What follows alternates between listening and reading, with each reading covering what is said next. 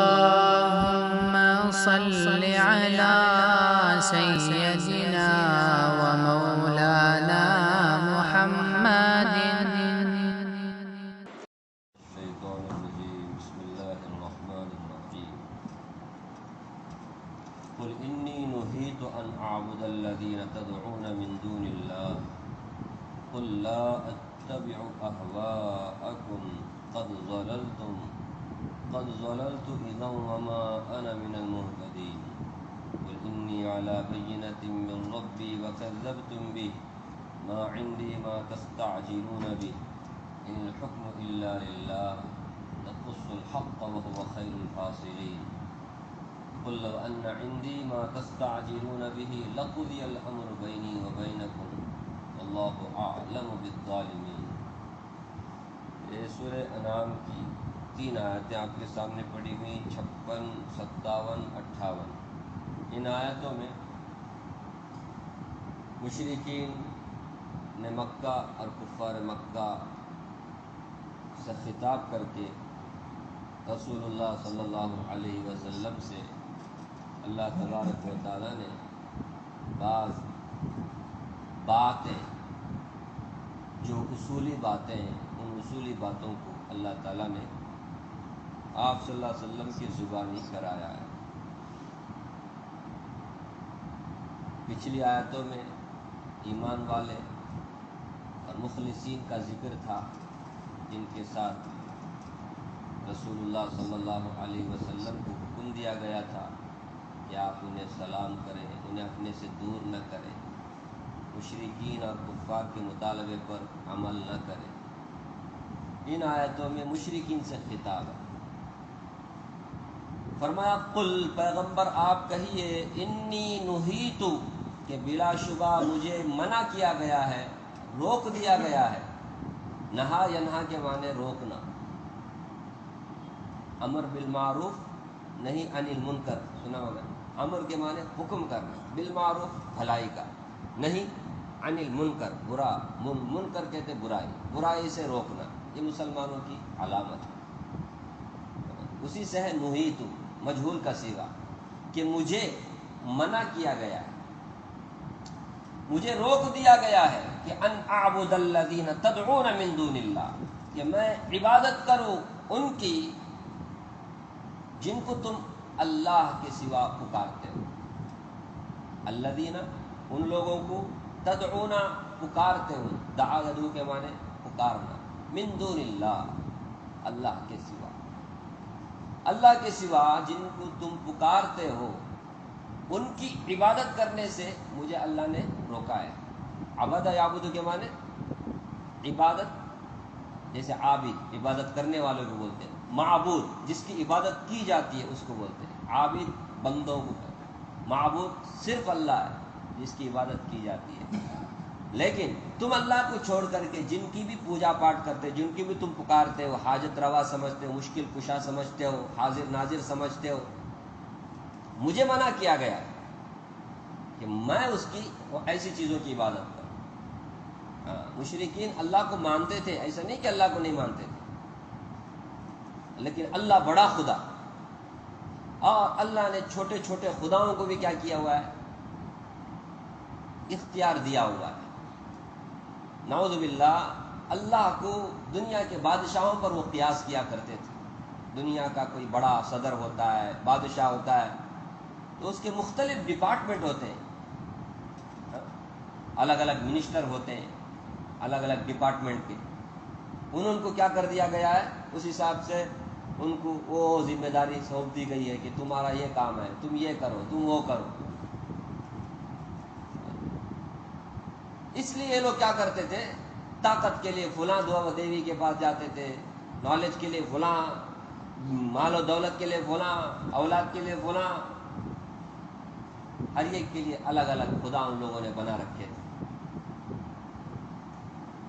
تو اسے پکارتے بھی تھے۔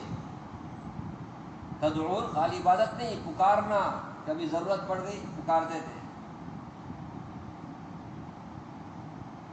اللہ کا لاکھ لاکھ شکر نہیں، اللہ نے ہمیں ایسے گھرانے میں پیدا نہیں کیا، ورنہ ہم بھی شاید کسی مندر میں گھنٹہ بجا رہے ہوتے، سکون نہیں، چین نہیں، کبھی اس مندر گئے، کبھی اس مندر گئے، کبھی اس مندر گئے۔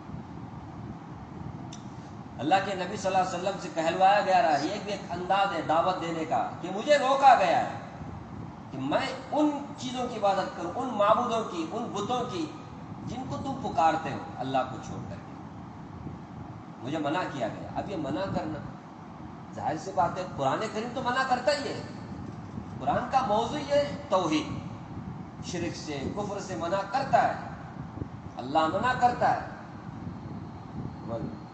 اس کے علاوہ عقل بھی منع کرتی ہے۔ یہاں مطلق کہا گیا مجھے منع کیا گیا ہے، مجھے روک دیا گیا ہے۔ ابھی روکنے والا کون ہے؟ منع کرنے والا کون ہے؟ قرآن تو منع کرتا ہی ہے، قرآن تو روکتا ہی ہے شرک سے، کہ اللہ کو چھوڑ کر اللہ کے ساتھ کسی اور کو پکارنا، عبادت کرنا، قرآن تو اس کو روکتا ہی ہے۔ اس کے علاوہ یہاں مطلق کہا مجھے روکا گیا ہے، یعنی عقل بھی روکتی ہے۔ اگر عقل بھی سلامت ہے، کسی کی عقل سلامت ہے تو وہ عقل بھی کیا کرتی ہے؟ انسان کو شرک کرنے سے روکتی ہے، کیونکہ جن کی بھی پوجا پاٹ انسان کرتا ہے وہ اپنے سے کمزوری ہے۔ کوئی درخت کے پاس جا کر کے درخت کے پاس پکارتا ہے، درخت کو، ایسے بھی لوگوں کو دیکھا، درخت کا طواف، ابھی ادھر جا رہا تھا، درخت کا طواف کر رہے ہیں، درخت کا، جھاڑ کا، پتھر اپنے ہاتھوں سے بنا کر کے کیا کرتے اس کے سامنے سجدہ کرتے، پیشانی ٹیکتے، مانگتے۔ سوچو نا، تھوڑی سی بھی عقل اگر ہو، کر سکتا ہے کوئی شرک؟ اپنے ہاتھوں سے بنا کر کے اسی کی کیا کر رہا ہے؟ وہ نہ دیکھ سکتا ہے، نہ سن سکتا ہے، کچھ بھی نہیں کر سکتا، پھر اس کے سامنے اپنا دکڑا پیش کرنا، اس کے سامنے اپنی ضرورتیں پیش کرنا، اپنی مشکل کو دور کرنے کی دعائیں دینا، کیا توحید اپنانے کے لیے، شرک سے بچنے کے لیے کسی نبی کی بھی ضرورت نہیں ہے۔ یا اور بات ہے کہ اللہ نے مہربانی کی، نبیوں کو بھیجا، ورنہ عقل اللہ نے ایسی دی ہے انسان کو کہ اس عقل کو اگر صحیح استعمال کرے تو ہر چیز میں توحید کی دلیل اسے نظر آئے گی۔ اس کے لیے کسی قرآن کو نازل کرنے کی بھی ضرورت، کسی نبی کو بھیجنے کی بھی ضرورت نہیں ہے۔ اسی لیے علماء نے کہا، امام ابو حنیفہ رحمۃ اللہ علیہ، ایسے بہت سارے علماء نے کہا ہے، اگر اللہ تبارک و تعالی، وہ انسان ایسا ہے، وہ ایسی جگہ ہے جہاں پر ادھر ادھر کچھ بھی نہیں ہے، بس دنیا ہی دنیا ہے، اللہ تبارک و تعالیٰ کی پیدا کردہ بہت ساری مخلوقات ہیں، اس کے پاس کوئی نبی نہیں آیا، کوئی مولوی نہیں آیا، کوئی بھی نہیں آیا زندگی بھر، وہ ایسے ہی مر گیا۔ اس نے نماز نہیں پڑھا، روزے نہیں رکھا، حج نہیں کیا، صدقہ خیرات نہیں کیا، اچھے کام نہیں کیا، ظاہر سی بات ہے یہ ساری باتیں نبی بتائیں گے نا، اس کو تو کسی نے بتایا ہی نہیں، اس نے نماز روزہ کچھ بھی نہیں کیا، ایسی دنیا سے چلا گیا، اس کو نماز روزے کے بارے میں پوچھا نہیں جائے گا، سمجھ رہے؟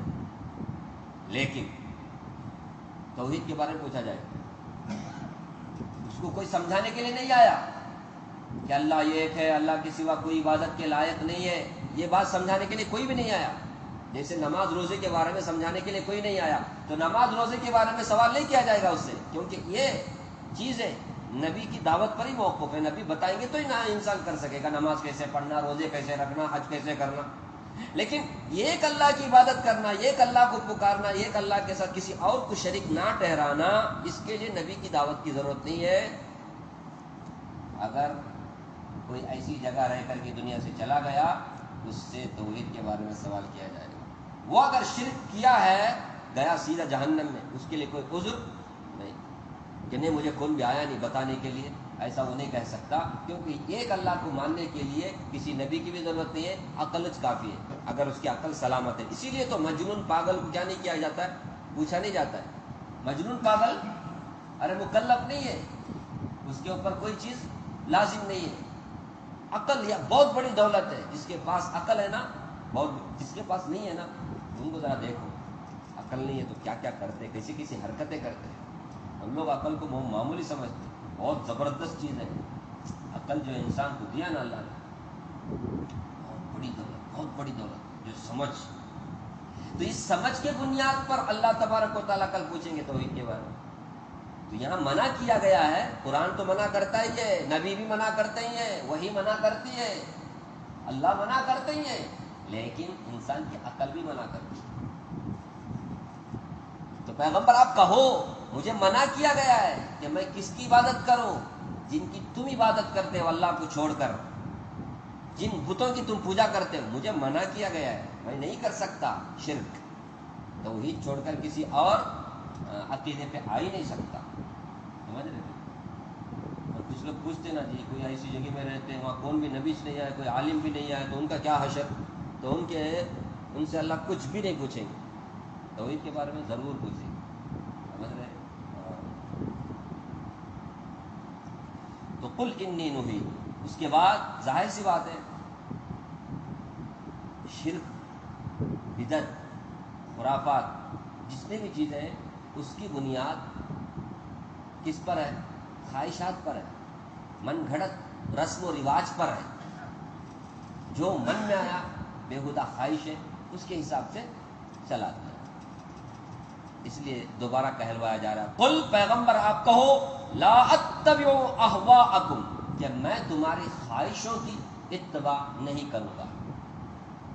تم تو مجھے کہتے ہو نا کہ یہ کرو، تم ایک دن یہ کرو، ہم ایک دن تمہارے خدا کی عبادت کریں گے. ایسا بھی ایک آفر آیا نبی صلی اللہ علیہ وسلم کا، آفر. سمجھ رہے؟ یہ روز روز کا جھگڑا کائی کے لیے، روز روز کا ایک جھگڑا کائی کے لیے. تھوڑے دن ہم، ایک سال ہم عبادت کرتے ہیں آپ کے اللہ کی، اس ٹائم پہ ہم کس کو بھی نہیں پکارتے، شرک وغیرہ نہیں کرتے. ایک سال آپ ایسا کرو کہ آپ ہمارے معبودوں کو بلا، پکارو، عبادت کرو. نہیں سمجھے؟ تو کیا کہا گیا؟ قل یا ایھا الکافرون لا اعبد ما تعبدون ولا انتم عابدون ما اعبد ولا انا عابد ما عبدتم ولا انتم عابدون ما اعبد لکم دینکم ولی دین. تمہارا دین تمہارا ذات، میرا دین میرے ذات. سمجھ رہے؟ ایسا بھی آفر آیا تھا تو اللہ نے وہ آیت نازل فرمائی. روز روز کا جھگڑا ختم کرنے کے لیے ان لوگوں نے آفر دیا نبی صلی اللہ علیہ وسلم. ہمیں سوچنا چاہیے. اسی لیے تو ہمارے نبی فجر کی سنت میں دو صورتیں ضرور پڑھتے تھے. قل یا الکافرون بھی جو زیادہ پڑھے گا نا وہ کبھی شرک نہیں کرے گا انشاءاللہ، شرک سے بیزار رہے گا. اس کی شرک سے اللہ تعالیٰ پاک موت دیں گے، شرک سے پاک موت. قل هو اللہ احد میں توحید کا اس بات کیا گیا. آدمی دھیان کر کے پڑھے. لا اعبد ما تعبدون، جس کی تم عبادت کرتے، میں کبھی عبادت نہیں کروں گا. ولا انتم عابدون ما اعبد، تم بھی نہیں کیا کر رہے، اللہ کی عبادت نہیں کر رہے. جس کی میں عبادت کرتا تم اس کی عبادت نہیں کر رہے. دو بار کہا گیا اس میں نہیں. آدمی کو سوچ، یہاں دیکھیے یہاں بھی وہی ہے، لا اعبد اللہ، مجھے تو روک دیا گیا ہے. اب ظاہر سی بات ہے توحید کی بنیاد تو وحی پر ہے، عقل پر ہے، عقل سلیم پر ہے. اور شرک کی بنیاد کس پر ہے؟ خواہشات پر ہے. اس لیے فرمایا لا اتبع اہواءکم. اہوا، ارے ہوا خواہشات کو بولتے ہیں. ایک ہوا اردو کا ہوا ہے گاڑی، عربی میں ہوا خواہشات کو بولتے ہیں. خواہشات جو من میں آیا کرنا، جو من میں آیا.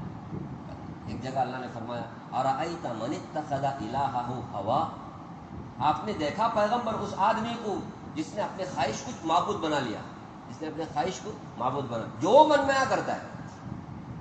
سب کی سن اپنی کر بولتے نا بعض لوگ. اپنی کرنے کا مطلب کیا ہے؟ جو من میں آیا وہ کرنا. تو ظاہر سی بات ہے جس کی بھی آدمی بات مان کر کے چلتا ہے نا، اس کو گویا اس نے خدا بنا لیا.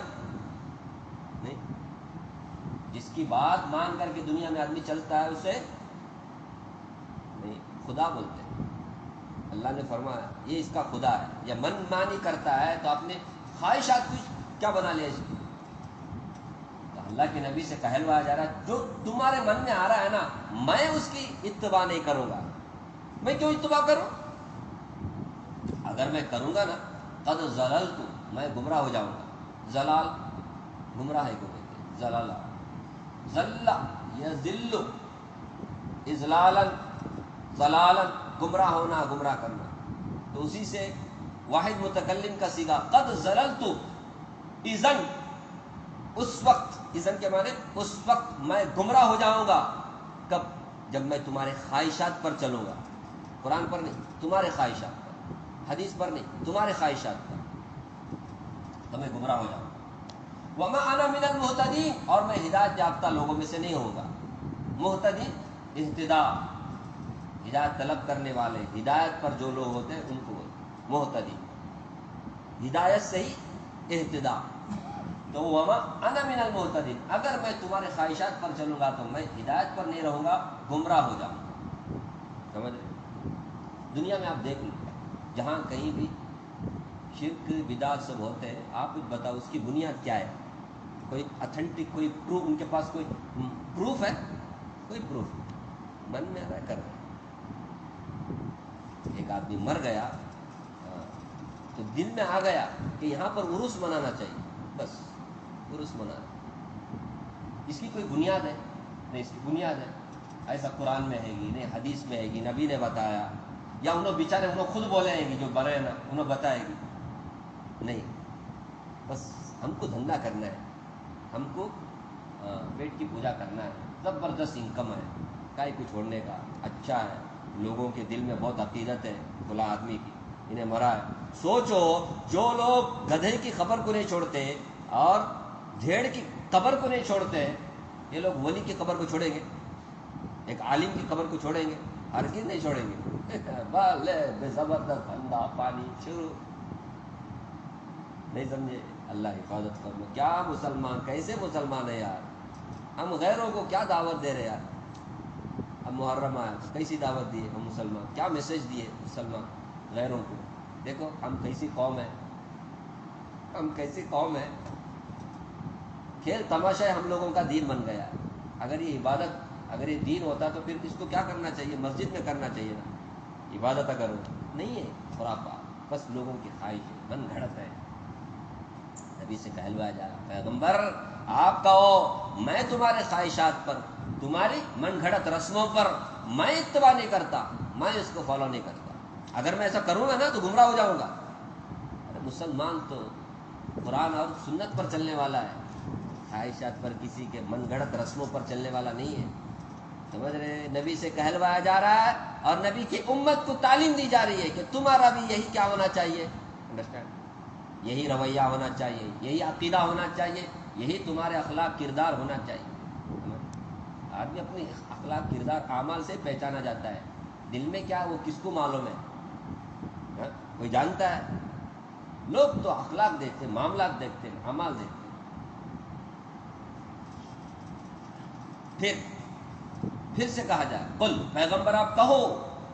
یہ بار بار نبی صلی اللہ علیہ وسلم سے کہلوایا جا رہا ہے. یہ ایک تو دعوت دینے کا طریقہ ہے مخاطبین جو مشرکین ہیں، کفار ہیں، ان کو، اور دوسرا نبی کے ماننے والوں کو بھی اس میں دعوت ہے کہ تمہارا بھی یہی کیا ہونا چاہیے، رویہ ہونا چاہیے. قل، پیغمبر آپ کہو انی علی بینۃ من ربی، میں تو میرے پروردگار کی طرف سے کھلی ہوئی دلیل پر ہوں. بینہ واضح کھلی ہوئی دلیل کو بولتے ہیں. سمجھ رہے؟ جیسا کہ قرآن ہے، یہ اللہ کی طرف سے نازل کردہ ہے. سمجھ رہے؟ اس کا آج بھی چیلنج ہے. اگر یہ کسی انسان کا بنایا ہوا ہے، اللہ کا کلام نہیں ہے، تو پھر چیلنج ہے، لاؤ تم بھی تو انسان ہو. تم یہ کیا، تم پورے دنیا کے انسان مل کر، انسان کیا سارے دنیا کے جنات بھی مل کر، سب مل کر بھی قرآن کریم جیسا قرآن لے کے آؤ، دیکھیں گے، پھر مانیں گے تمہارے. دنیا میں جو بھی آدمی کچھ کرتا ہے نا، اس سے اچھا دوسرا کرتا ہے نہیں. انسان کا بنایا ہوا ہے تو اور انسان اس سے بھی اچھا، اچھی کوالٹی کا، اچھا بڑھیا بنا سکتا ہے. قرآن اللہ کا نہیں ہے، بندے کا ہے، تو پھر پیش کرو نا. تم لوگ بھی بندے تو ہو، تم لوگ بھی انسان ہو. آج تک کسی نے قبول کیا نہیں کیا. تو قرآن ہے نا، بینہ، کھلا، ایک دم واضح دلیل. تو اللہ کے نبی سے کہلوایا جا، پیغمبر آپ کہو میں میرے رب کی طرف سے سب سے قطعی بولے تو کنفرم، قطعی علم اگر دنیا میں ہے وہ وہی ہے. وہی اللہ کی طرف سے جو وہی آتی نا وہ، اور وہ ہے قرآن مجید. انسان کو دیکھ کر کے کچھ علم ملتا ہے، سن کر کے کچھ علم ملتا ہے. جیسا کہ سائنس ہے. سائنس کسے کہتے ہیں؟ مشاہدہ. سائنس جو ہے نا، جو دکھتا ہے نا بس اسی کو کیا کرتا ہے؟ مانتا ہے. سمجھ رہے؟ جو نہیں دکھتا اس کو مانتا نہیں ہے. سمجھ رہے؟ ابھی آپ کچھ بتاؤ، ایک ایک سائنسدان، ایک سے ایک بڑھیا بڑھیا سائنسدان دنیا میں آ رہا ہے، اور کبھی کبھی کیا ہوتا ہے، پہلے کے سائنسدان کا بعد میں آنے والا سائنسدان کیا کرتا ہے، اس کی سائنس کا، اس کی کیا وہ تھیوری کو رد کرتا ہے. نہیں یہ صحیح نہیں، یہ اصل یہ ہے. نہیں سمجھ؟ منگنندہ مانوا، فار ایگزامپل منگنندہ مانوا ڈارون کا نظریہ تھا، منگنندہ مانوا بول کر کے. بعد کے سائنسدانوں نے سے کیا کر دیا، نہیں ہو ہی نہیں سکتا. منگنندہ مانوا نہیں ہے، مانوا پہلے ہے. منگا ایک الگ ہے، مانوا الگ ہے. منگا پہلے، مانوا منگا نہیں تھا، منکی نہیں تھا یہ انسان. نہیں سمجھ رہے؟ آج ہمارے انڈیا میں شوگر کے اس پر کچھ سائنسدان بولتے ہیں راگی کھائے تو شوگر، کچھ لوگ بولتے ہیں نہیں اس سے بڑھتا بھی. عجیب عجیب ان کے یہ سب تجربات ہیں، ان کے مشاہدات ہیں. ان میں آپس میں کیا ہے، اختلاف رہتا ہے. ایک کا ریسرچ یہ بتاتا ہے، ایک کا ریسرچ یہ بتاتا ہے. آیوروید کچھ بولتا ہے، یونانی کچھ بولتا ہے، اور ایلوپیتھک کچھ بولتا ہے، ہومیوپیتھک کچھ بولتا ہے. ہر ایک الگ الگ کیا ہے. حالانکہ ایک ہی چیز میں کیا کر رہے ہیں لوگ، ریسرچ کر رہے ہیں، لیکن ہر ایک الگ الگ تجربہ ہے. دیکھو نا، دکھنے میں آنے والی چیز، سننے میں آنے والی چیز، چکھنے میں آنے والی چیز، سرچ کر کے جو آدمی پاتے اس میں کیا ہو رہا ہے. نہیں سمجھ رہے؟ جو دیکھتے ہیں نا اس میں کیا ہو رہا ہے، اختلاف ہو رہا ہے. یعنی جو ہمارا تجربہ ہو رہا ہے نا، اس میں بھی غلطی کا امکان ہے. جو ہم تجربہ کرتے ہیں نا، اس میں غلطی کا امکان. اگر غلطی کا امکان نہیں ہے، ایسا کوئی علم ہے، وہ صرف قرآن ہے. اسے یاد رکھنا. نہیں سمجھ رہے؟ اور نبی پر جو وحی آتی ہے نا، وہ ہے. نبی پر وحی دو طرح، ایک تو قرآن ہے اور ایک حدیث ہے. نہیں سمجھ رہے؟ یہ ہمارے تجربات سے بھی اوپر کی بات ہے. لوگ کیا سمجھتے ہیں، سائنسدان بڑے ہیں. ارے میرے بھائی، سائنسدانوں کی عقل جہاں ختم ہوتی ہے نا، وہاں پر نبیوں کی عقل شروع ہوتی ہے. نہیں سمجھ رہے؟ قطعی ان دنیا میں اگر کوئی ہے، وہ قرآن اور سنت ہے، قرآن اور حدیث ہے. نہیں سمجھ رہے؟ ہاں. اور قرآن حدیث پر جو سرچ کر کے جو علماء نے جو مسائل بتائیں ہمارے کو، وہ ہے. باقی انسانوں کا جو تجربہ ہے نا، کچھ بھی نہیں. ہو سکتا ہے آپ کے دیکھنے میں مسٹیک ہو، سننے میں مسٹیک ہو سکتا ہے نا. کتنا ہی ہوتا ہے دنیا میں. ابھی تو سائنس جتنی ترقی کر رہے ہیں نا، اتنا ہمارے کو اللہ کے نبی کے باتوں پر وشواس بڑھ رہا ہے. ہاں، کیسی کیسی بات ہے جو 1400 سال پہلے سائنس نہیں تھا. نہیں، ہمارے نبی اس ٹائم پہ بتا کر کے چلے گئے. میں ابھی اس کی بات کرنے جاؤں، کہاں سے کہاں چلے گئے آگے بات. نہیں، ایک ایک نبی کی سنت پر آج سرچ کیا جا رہا ہے اور بتایا جا رہا ہے واقعی صحیح ہے، ہمارے نبی نے صحیح بتایا. نہیں خیر، تو اللہ کے نبی سے کہلوایا جا رہا، پیغمبر آپ کا ہوں، میں اپنے رب کی طرف سے کھلی ہوئی دلیل پر ہوں. میرے پاس جو علم ہے وہ قطعی ہے، قطعی. اور میں تمہارے خواہش پہ کیوں چلوں؟ ضرورت نہیں ہے. لیکن وکذبتم بھی، وکذبتم بھی، کذب یکذب کا معنی جھٹلانا. کذبتم، تم لوگ جھٹلاتے ہو بھی، اس بینات، اس کھلی ہوئی دلیل کو، یعنی قرآن. اس قرآن کو تم کیا کر رہے ہو؟ جھٹلا رہے ہو. لیکن میں نے، میرے اوپر قرآن نازل ہوا، میں اس قطعی دلیل پر ہوں. جو قرآن بولے گا میں اس پر چلوں گا، جو تم بولتے میں اس پر نہیں چلوں گا، جو تمہاری خواہش ہے میں اس پر نہیں چلوں گا. نہیں سمجھ رہے آپ؟ ابھی بھی نہیں سمجھ رہے. کفار مکہ کو جب دعوت دیتے تھے نا، وہ لوگ ہمارے نبی کو روکتے تھے، بولتے تھے ایسا مت کرو، ویسا مت کرو، ایسا بولو، ویسا بولو. تم بولے جیسا میں چلوں گا. جیسے قرآن میرے اوپر نازل ہو رہا ہے نا، میں ویسی دعوت دوں گا، ویسی بات کروں گا، وہی بات کروں گا. تم جیسا بولتے ویسا. تم تو قرآن کو جھٹلاتے ہو، میں نہیں جھٹلاتا، میں اس کے اوپر ہوں. ٹھیک ہے. اس کے بعد وہ بولتے اچھا تم صحیح ہو، تم سچے ہو. اب سچے نبی کو جھٹلانے پر ہر نبی کیا کرتا ہے؟ وارننگ بھی دیتا ہے. وارننگ، ہاں ابھی اس سے پہلے آیا نا، مبشرین و منذرین، بشارت سنانا اور ڈرانا. نبی کا کام ہی یہ ہوتا ہے، نبیوں کا کام یہی، ہر نبی نے کیا ہے کہ جو ماننے والے ان کو بشارت سناتے، جو نہیں ماننے والے ان کو ڈراتے کہ تم کیا کر رہے ہو، اگر شرک کرتے رہو گے تو پھر ایسی موت، اگر تو پھر جہنم میں جاؤ گے۔ اور ایک بات ہے، سچے نبی کی دعوت کو اگر ٹھکراؤ گے تو ہو سکتا ہے عذاب دنیا ہی میں آ جائے، جیسے اس سے پہلے کہ امت پر دنیا ہی میں عذاب آیا، آخرت کا عذاب تو ہے ہی، کبھی دنیا میں بھی اللہ پکڑتے، اور دنیا میں کب پکڑتے؟ جب حجت پوری ہو جاتی ہے۔ حجت پوری ہونے کا مطلب دعوت مکمل طور پر پہنچ گئی، دعوت پہنچنے کے بعد میں ساری باتیں واضح ہو گئی، اس کے بعد بھی کیا کر رہا ہے وہ؟ نبی کا انکار کر رہا ہے، نبی سے مقابلہ کر رہا ہے، نبی کو جھٹلا رہا ہے، تو پھر اللہ کی طرف سے کیا آتا ہے؟ عذاب آتا ہے۔ سمجھ رہے؟ تو ہمارے نبی صلی اللہ علیہ وسلم بھی اس طرح ڈراتے تھے، لیکن وہ کیا بولتے تھے؟ او تم سچے نبی، تم کو اگر جھٹلائیں گے تو ہم کو اللہ عذاب دیتا ہے، تو پھر آنے دو نا عذاب، آنے دو۔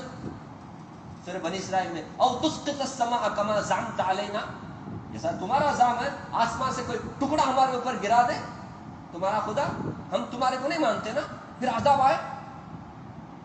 فامطر علینا حجارۃ من السماء، ہمارے اوپر آسمان سے پتھر نازل ہو، برسے۔ نہیں سمجھ رہے؟ اس طرح کا مطالبہ کرتے تھے قرآن میں، میرا بھائی اس طرح کا مطالبہ، اس کا جواب آیت کا ٹکڑا سمجھنے کے لیے میں یہ ساری باتیں کروں۔ فرمایا ما عندی ما تستعجلون بی، میرے پاس نہیں ہے، عندہ اس سے پہلے بھی آیا، عندی میرے پاس، ما نہیں ہے، ما تستعجلون بی، کون سی چیز؟ وہ چیز جس کی تم جلد بازی کرتے ہو، جس کو تم جلدی طلب کرتے ہو، وہ چیز میرے پاس نہیں ہے۔ اللہ کا عذاب، اللہ کا عذاب، جلدی بازی کرو، ارے جلدی، انہوں بول رہے ہیں نا، مطالبہ کر رہے ہیں، تم نبی ہے تو ہم نہیں تمہارے مانتے نا، تو پھر آنے دو نا عذاب، دیکھیں گے، ہم تمہارے کو جھٹلا رہے ہیں، تم بولتے جھٹلا ہے تو اللہ کا عذاب آتا ہے، کہیں لاؤ نا وہ عذاب لاؤ، اس طرح کی باتیں کرتے تھے۔ اللہ کے نبی سے کہلوایا جا رہا ہے ما عندی ما تستعجلون بی، جس کی تم جلد بازی کرتے ہو، ما عندی میرے پاس وہ نہیں ہے، ان الحکم الا للہ، حکم نہیں ہے، اختیار نہیں ہے، ادھیکار نہیں ہے، الا للہ مگر اللہ کے لیے، جو اختیار ہے عذاب دینا نہیں دینا، یہ اختیار کس کے ہاتھ میں؟ اللہ کے ہاتھ میں، میرے پاس نہیں ہے، میرے پاس نہیں ہے۔ سمجھ رہے؟ عذاب دینا نہیں دینا کس کا جی کام ہے؟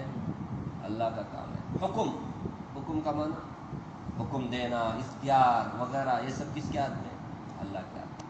یقص الحق، وہ کیا کرتا ہے؟ حق کا فیصلہ کرتا ہے، وہ جب بھی کرتا ہے حق، وہو خیر الفاصلین، اور وہ بہترین فیصلہ کرنے والوں میں سے، فاصل فیصلہ کرنے والے کو بولتے ہیں، اس کا جب بھی فیصلہ ہوگا وہ بہترین فیصلہ ہوگا۔ اب اس کا فیصلہ کب آنے والا ہے وہ تو میرے کو معلوم نہیں، تم تو جلد بازی کر رہے ہو نا، میرے پاس وہ نہیں ہے، وہ کس کے ہاتھ میں؟ اللہ کے ہاتھ میں، اور وہ فیصلہ کرنے والا بہترین فیصلہ کرنے والا، کیونکہ یقص الحق، وہ حق کا کیا کرتا ہے؟ حق کا فیصلہ کرتا ہے۔ یقص الحق، حق کو کیا کرتا ہے؟ بیان کرتا ہے۔ قصہ یقص کے معنی قصہ سنانا، بیان کرنا، وہ حق کو بیان کرتا ہے، اور وہ جب بھی فیصلہ کرے گا کیسا رہے گا اس کا فیصلہ؟ بہترین فیصلہ رہے گا۔ باقی سنو، قل پیغمبر آپ کہو، لو ان عندی ما تستعجلون بی، جس کی تم جلد بازی کرتے ہو، اگر وہ میرے پاس ہوتی، وہ چیز میرے پاس ہوتی، یعنی اختیار میرے قبضے میں ہوتا، کس کا؟ عذاب دینے کا، عذاب دینے کا اختیار میرے پاس اگر ہوتا، لقضی الامر بینی و بینکم، میرے تمہارے درمیان میں کب کا بھی فیصلہ ہو جاتا، بینی و بینکم، میرے درمیان اور تمہارے درمیان، لقضی الامر، وہ فیصلہ کب کا ہی ہو جاتا، کیونکہ تم جو اللہ کے ساتھ گستاخی کر رہے ہو میں تو برداشت نہیں کر سکتا، میں کیا کرتا؟ فوراً تمہارے اوپر عذاب نازل کرتا اگر میرے ہاتھ میں ہوتا۔ یہ تو اللہ کی مہربانی ہے، اللہ تمہیں مہلت پر مہلت دے رہے، آج نہیں تو کل کیا کریں گے لوگ، سدھریں گے بول کر، ورنہ میرے ہاتھ میں اگر ہوتا نا، نہیں سمجھ رہے، کب کا کی فیصلہ ہو چکا ہوتا، ایسا کہلوایا جا رہا ہے۔ فرمایا واللہ عالم بالظالمین، اللہ تعالیٰ ظالموں کو اچھی طرح جانتے ہیں، عالم کے معنی اچھی طرح جاننے کے، اللہ اللہ بالظالمین، ظالموں، اللہ ظالم کو اچھی طرح جانتے ہیں، کون ظالم ہے، کون موحد ہے، کون شرک کرنے والا ہے۔ ظالم سے مراد یاد رکھنا، شرک کرنے والا سب سے بڑا ظالم، کفر کرنے والا سب سے بڑا ظالم، اللہ کی نافرمانی کرنے والے ظالم ہیں۔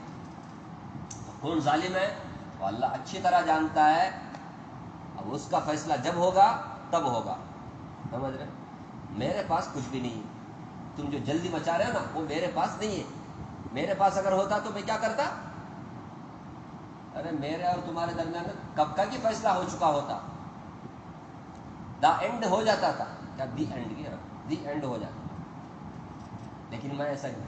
ابھی آپ کیا تعجب کریں گے، ہمارے نبی ایسا نہیں، ہاں اللہ کی جو لوگ گستاخی کرتے ہیں نا نبی برداشت نہیں کرتا، نبی کو برداشت نہیں ہوتی۔ آپ کے سامنے اگر آپ کے ابا کا کوئی کیا کر دے آپ چھوڑیں گے؟ اپنے کو معاف کر دیں گے، آپ اپنے اوپر کچھ کیے تو آپ معاف کرو گے اگر آپ کے اندر صبر ہے، لیکن باپ اگر ماں کے اوپر چلا جائے تو وہ چھوڑے، باپ آپ کے سامنے اگر نبی کی گستاخی کوئی کرے برداشت کریں گے؟ آپ کریں گے؟ نہیں کریں گے۔ تو نبی ہم سب سے زیادہ غیرت مند ہوتا ہے۔ یہ مشرکین اللہ کی کیا کرتے تھے؟ بے ادبی کرتے تھے، گستاخی کرتے تھے اللہ، اور شرک سے بڑھ کر کے کون سی گستاخی ہو سکتی ہے؟ تو اس کے حساب سے کہا جا رہا ہے میرے ہاتھ میں اگر وہ عذاب دینا نہیں دینے کا اگر اختیار ہوتا نا کب کا کہ میں تمہارے کو کیا کرتا، میرے اور تمہارے درمیان فیصلہ ہو چکا ہے۔ یہ ہمارے نبی صلی اللہ علیہ وسلم سے ساری باتیں کہلوائی گئی، تو ہماری بھی ذمہ داری ہے کہ ہم بھی اسی راستے پر رہیں کہ کبھی بھی شرک کو پسند نہ کریں، دنیا میں جو کچھ بھی من گھڑت رسمیں ہوتی ہیں اس کے قریب بھی نہ جائیں، کیونکہ ہم کو اللہ نے دو آنکھیں دی، سمجھ رہے؟